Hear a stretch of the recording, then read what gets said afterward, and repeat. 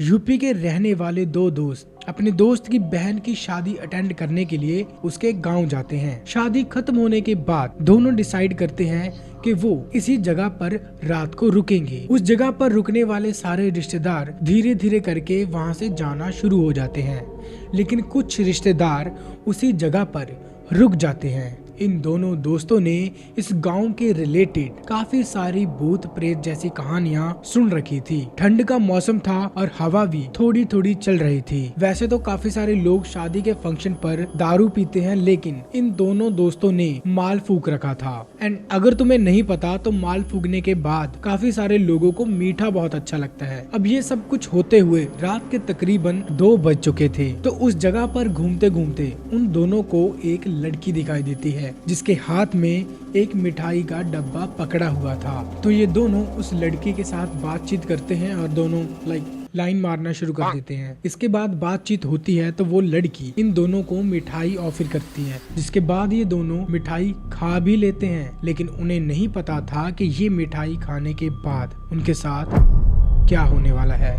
मेरा नाम है मिस्टर आर भट्टी और मैं इस चैनल पर हॉरर स्टोरी सुनाने का काम करता हूँ।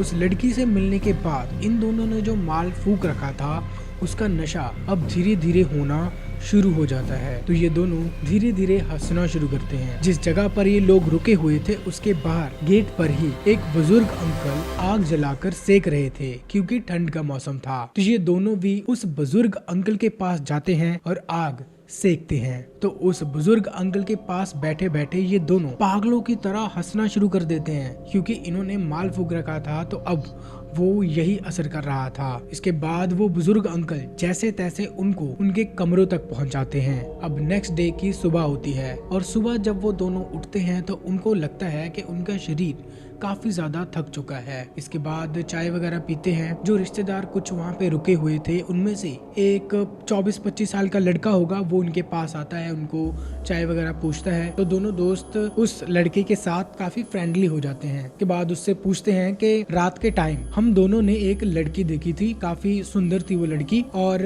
उस लड़की से हमने ऐसे मिठाई वगैरह खाई थी। तो वो लड़की बता सकते उसका नाम क्या है और कहाँ रहती है? तो वो लड़का उन्हें बताता है कि यहाँ पर तो कोई भी लड़की नहीं थी, सभी जो औरतें थी वो तो शाम के 5-6 बजे तक सभी लड़कियां चली गई थी यहाँ से। इसके बाद दोनों दोस्तों की सिट्टी पिट्टी गुल हो जाती है। अब इन दोनों के दिमाग में पूरी कहानियां घूमना शुरू हो जाती हैं कि इस गांव के रिलेटेड हमने जो भी भूत प्रेत जैसी कहानियां सुन रखी थी, शायद वो कहानियां सच हैं और हमने तो एक भूतनी के हाथ से मिठाई भी खाई है, तो हमारा होगा क्या? तो इनमें से एक दोस्त ना अपनी पैंट में ही मुंह देता है और डरते डरते दूसरे दोस्त को पूछता है कि अब आगे क्या होगा। तो दूसरा दोस्त था वो बोलता है कि ऐसे भूत प्रेत जैसी चीजें कुछ नहीं होती, तुम डरो मत, हम लोग मंदिर चलते हैं। जब वो मंदिर जाते हैं तो उन्हें थोड़ा अच्छा फील होता है। इसके बाद कहानी में ट्विस्ट तब आता है जब वो जो बुजुर्ग अंकल थे उससे मिलते हैं, जो रात को आग सेक रहा था। वो उस बुजुर्ग अंकल को पूरी कहानी बताते हैं कि रात के time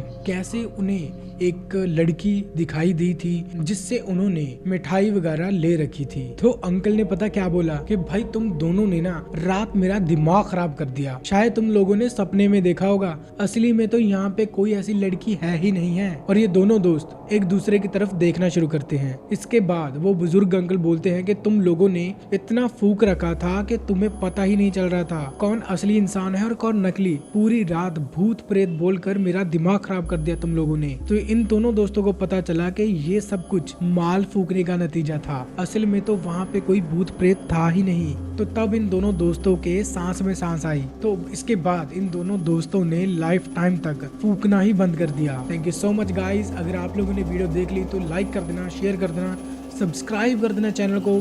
thank you so much.